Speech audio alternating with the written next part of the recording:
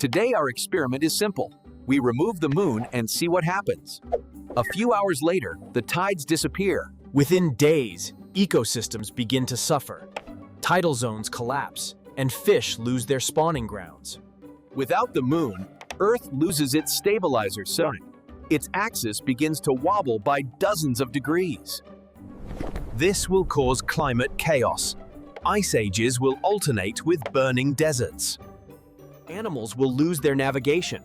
Turtles won't reach the sea. Birds will lose their routes. Even insects will be disoriented. And the moon also acts as a shield. Without it, asteroids would hit Earth more often. After millions of years, the climate would finally turn into a roulette game. In short, we definitely wouldn't be bored. Thank you for being here, Moon. Thanks for watching. Don't forget to subscribe. We have many more experiments ahead.